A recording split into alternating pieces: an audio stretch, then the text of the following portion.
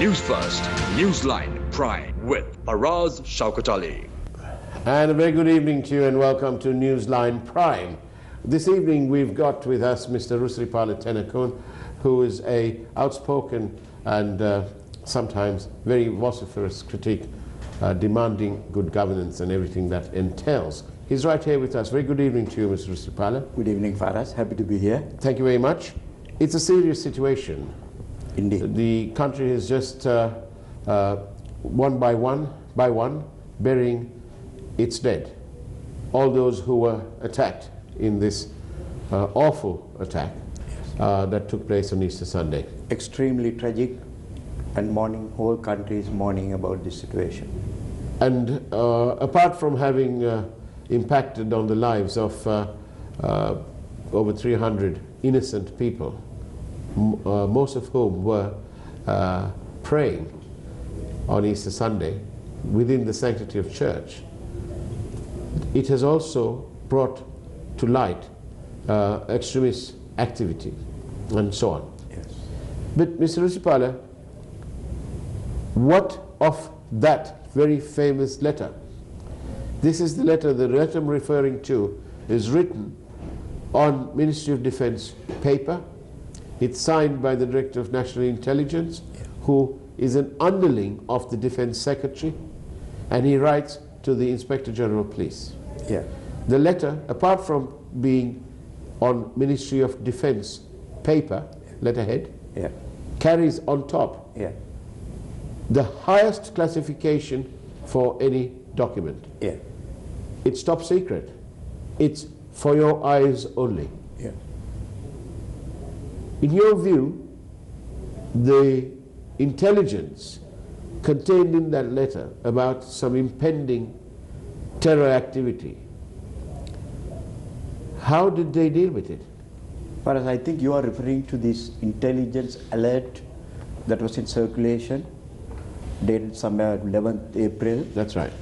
Sent from the Defense Ministry, addressed to the authorities, in all giving full details of the pending attack, in all possible, with all possible information that was available, demanding priority action and focus and perfect attention to that letter. Unfortunately, to date, there is nobody in this country, including everybody responsible, to take the responsibility as to why that letter was not regarded in the perspective and the manner in which it should have been dealt with. This is the most unfortunate thing for us, over and above the tragic events. Unfortunate victims who suffered, who it costed their lives, families, everything, and it cost the country everything that we had, this incident. That apart, emotions apart, there is a gravity around this letter that should be concerned, that should be the concern of everyone in this country for the future security of every citizen in this country. Emotions apart, this has happened. Terrorist attack, they have attacked in other places, whether it is national, international or otherwise. It is a terrorist act which is deplored by every human being, right-thinking human being. You don't have to stress on that. There is nothing important for somebody to say, well, we deplore the action, we condemn the action. What are the meaningless words? It has to be deplored and it has to be condemned. What is important is the future security of the country. Number two. Number one, why action was not taken by the people who are responsible to take action and focus attention on such a very eventful situation that has been forewarned. If everything is done according to the books, then do you feel, when you examine the document and when you examine the action thereafter, do you feel that there is a case to institute legal action against these people who are responsible? Faraz, what is law therefore? Law is there to safeguard our rights. If our rights have been neglected, carelessly disregarded by somebody in authority, in whom the whole country bestowed the responsibility, such responsibility, shouldn't the law come into play? There's no question about it. It is clear that the Defense Secretary, who has now today resigned, of course, it is clear that the letter having been written on the Defense Ministry notepaper, and the letter was written by one of his underlings, Cicero Mendes, it is clear that the Defense Secretary had to be aware. And then therefore, the logical question is begging to be asked, and that is, did the Defense Secretary inform the Prime Minister? Did he inform the President? And if not, why not? What could it be, Mr. Rusiripal? Why has there been this breakdown? The Prime Minister has confirmed that there was a breakdown. Faraz, please look into the lineup of this whole thing. Cicero Mendes has not written a love letter to somebody.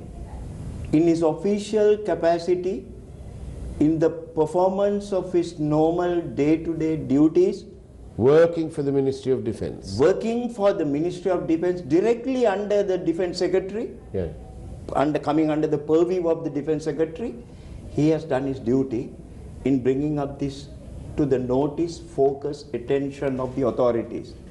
Did you notice, Faraz, going just slightly deviating out of this main thing, what Honorable Kirialla said in Parliament about this letter writing? Remind me, what did he say? I want to remind you and the whole country about it. So disgusting. He said, there is no necessity for these police officers to write letters. They have been journalists like. They should have sent SMS messages. What an idiotic, silly, ridiculous statement for a man of responsibility to make in the floor of the Parliament on an issue of such importance, national importance. Of course, Mr. Kirialla is let's just remind everyone that it is Mr. Kirialla who was at the heart of the Central Expressway issue, in which they had meetings with contractors whilst the bidding process was on, and without the Ministry Secretary being present and so on. All serious departures of process and procedure in terms of national procurement. Such things go down to the credit of their, contracts and deals and all those things. But here, this is a national situation of national importance. And in this one, the duty that was performed, you referred to a while ago, by the official who was concerned, who had to do it. Yeah. How did he look at it? Being a responsible minister in the cabinet, being the chief whip of the government in the Parliament, being a responsible minister. So is that the behavior and the action that the people of this country can expect from so-called responsible servants of the people, and especially cabinet ministers? Whereas we are used to these rubbishy actions, but the disgraceful thing behind this is it has conveyed a message to the whole world about what a set of jokers these people are. But do you think that I'm right in saying that the government appears to be rather muddle-headed when it comes to delivering quality professional service to the people? Falling far short of such a serious situation. In a national intelligent alert, a country acts with diligence. A country, the officials, authorities act with care, act with responsibility, act with the national interest. But this is an instance where the ambassadors, the high commissioners, the foreign delegates who interviewed our authorities, everybody is taken dumbfounded as to how the authorities have behaved in this instance, having received a forewarn. For us, when the Christchurch attack very unfortunate thing that took place on the 15th of March. Yeah. There was absolutely no warning for that government. Absolutely no warning. Some chap from Australia went there and he did an action by killing 50 innocent people, the Muslims, Yeah. praying in a church, Yeah. in a mosque. Well, the same that... Whole world condemned it. We condemned it. We saw what a nasty, inhuman thing to do. But the country played it up in that thing, you know. They never ran away from the responsibility. Unfortunately, there was no security situation there to forewarn them. If there was a forewarning, I am certain, I have no doubt that they could have come and apologized for it and paid for it. Now, Mr. Rusiripal, is it enough that the resignation of the Defense Secretary, is that good enough? That's the least that could happen, the least. He should have been removed immediately following the incident, because this letter was in circulation in the social media in this country. Every Dick, Tom and Harry had a copy of this letter who had access to a phone with these smart facilities. Every fellow. This was in circulation. This is the truth. Let us not get behind the truth. Let us face the truth. Let us face it. However strong these people have been, however close they have been to the powers that be in the country, we have to talk the truth. Unfortunate thing in this country is people are scared of talking the truth. We are not. But the problem is that, as the Field Marshal pointed out in Yes. Parliament yesterday, Yes. the Prime Minister says that he and the State Minister for Defence hadn't been attending any Security Council meetings for at least 6 months. Faraz, he said something Plausible? little more than that. He said that's no excuse for Ranil Wickremesinghe to run away from this, the responsibility of this issue. He said that. Right. Having said that, he did not have, he has told But that how can you be a Prime Minister without, I mean, and with a lot more powers than the previous Prime Ministers, especially after the 19th Amendment? Yes. How can you be the Prime Minister of the country and be silent and only tell us now, after this problem, that he hasn't been to a Security Council meeting for 6 months? Why didn't he tell Parliament that?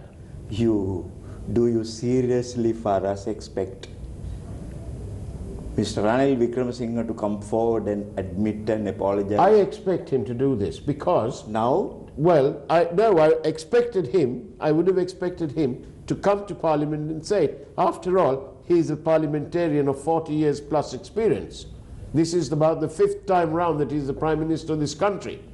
If there's an experienced and seasoned and veteran parliamentarian, you have it in the shape of Ranil Wickremesinghe. I am at a loss to understand, to refresh your memory in this instance, how many times has he found wanting in his duty in this regard? For not explaining the truthful situation to the country, for not accepting the responsibility bestowed on him in his capacity as the Prime Minister or the Minister in charge of a subject, having had occasions of serious lapses on his on discharge of his duties. There have been many instances, Faraz. I'm sorry if I have to remind you particularly out of everybody to that about his role that he has played. I'm not at all disturbed about it. I'm only feeling sorry, and I'm thankful to Field Marshal Sarath Fonseca for getting up in that Parliament and being a member of that party with all his attachments, with all the pressure on him, with all his expectations. He dared to say what he had to say in the least possible manner. Salute him.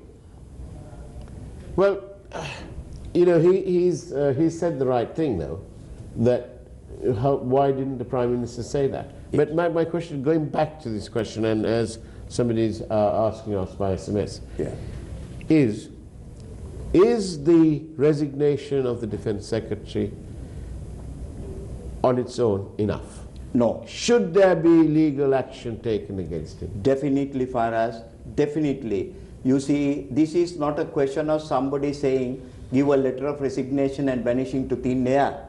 We want to know, we want a clear answer from the person, not from Resignation. Resignation is known to us. Who is he? He was holding an important position in this country, appointed to that position by people who trusted him. They who appointed him as the defense secretary did not only appoint him to that position. He was the chairman of the People's Bank of this country for 4 years. He was the chairman of the BOI. He was made the chief of staff of the presidential secretariat. Then he was made the defense secretary. One man given all these positions, must have been some important reason behind it to raise him, to elevate him to these positions one after the other, as if there was nobody else in this country. Not only Resignation, those who appointed him to these very important positions, all positions. Why did they do this? What was the special reason to have this man with such gross dereliction of duty ideas, who has failed to perform his function in the most important position, in the vulnerable position in this country? Why did they choose him? They have to explain. And this person has to come forward and explain why he failed to take action on that intelligence alert. The price of greatness is responsibility. One Winston Churchill said that. Yes. And a viewer is reminding me about that. Yes. Is that true? Of course, a responsibility clearly accepted in the clear perspective, in the clear human manner, in the clear duty-bound consciousness. I want to thank, and I think we should all thank, whoever it was who was responsible for putting that letter out. Because as a viewer is saying, if that letter did not go viral, do you think the government would have admitted to this lapse? The government would have covered it up beautifully. What, like the bond? Like the bond case, because like the Central Expressway? They had no way out for us. Firstly, I heard was, I think I was in communication with your station when I got this, but your station is very well informed and you all had the information about it. But I heard from you all was that, you know, the Attorney General's department denied it. Denied the authenticity of the letter in the first instance. That was the level to which they would have gone if this did not go viral. It did not go viral only in this country. It was circulated in all parts of the world. All the ambassadors, all the foreign journalists, everybody who was here, all the stations in this country, they had copies of that letter. And nobody could get behind and say, we did not know. I just want you to listen to this clip. Yes, please. This is our dear Prime Minister yesterday.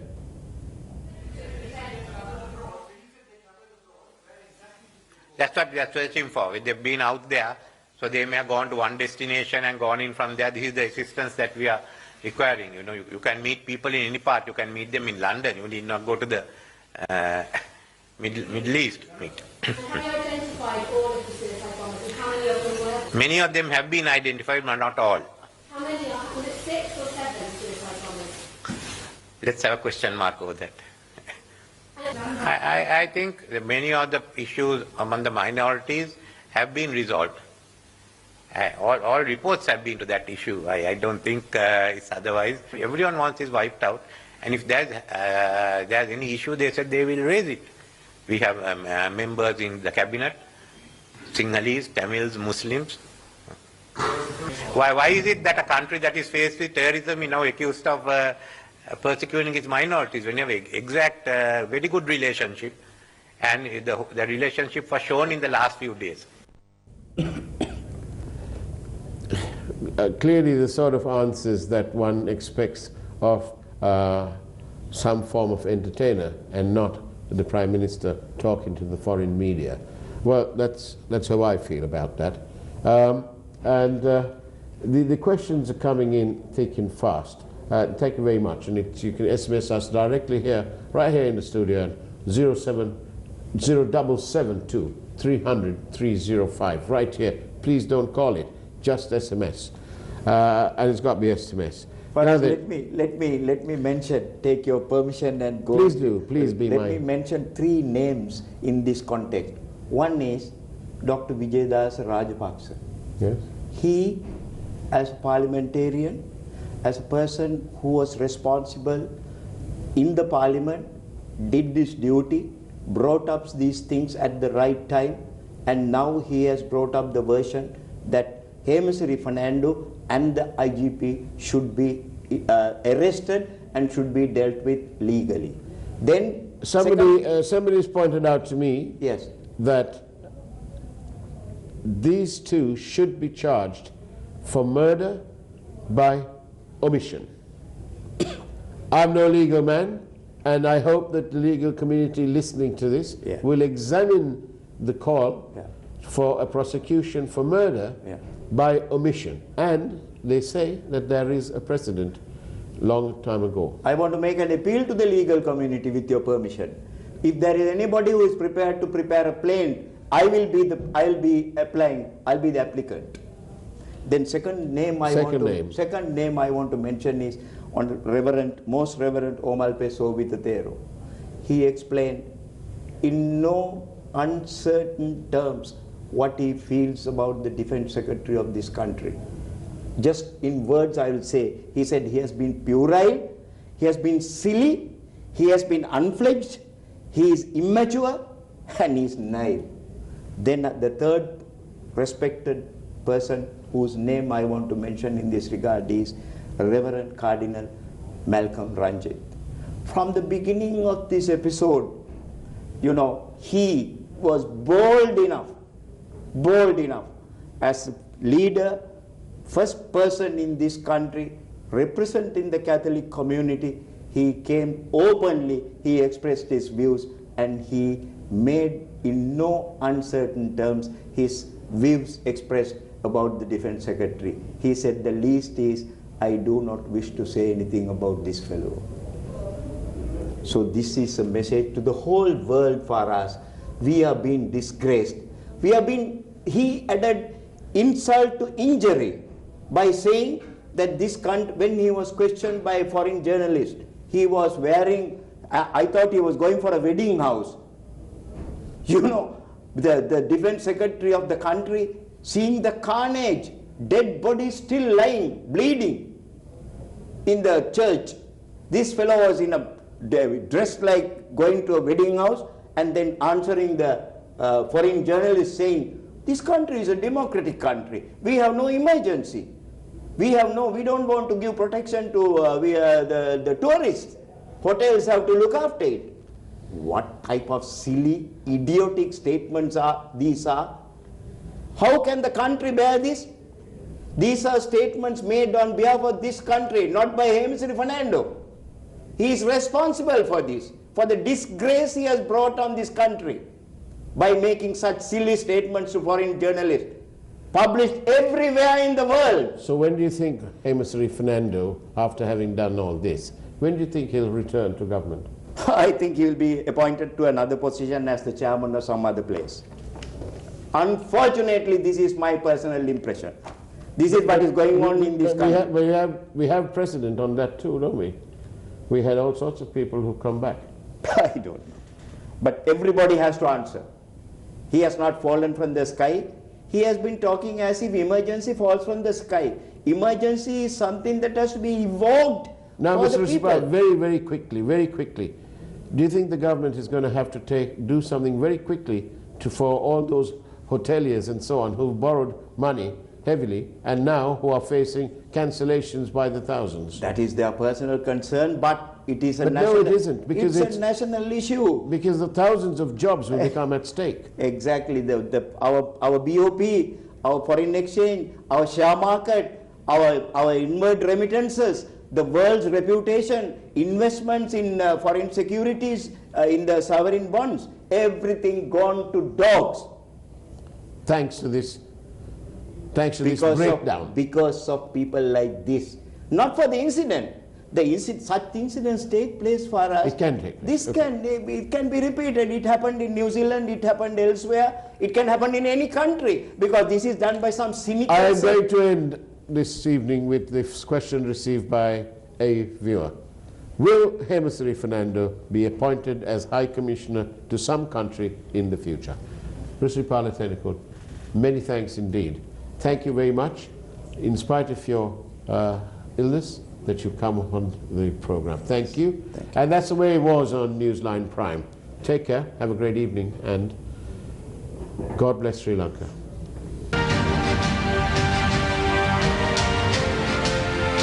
News First, Newsline Prime with Faraz Shaukat Ali.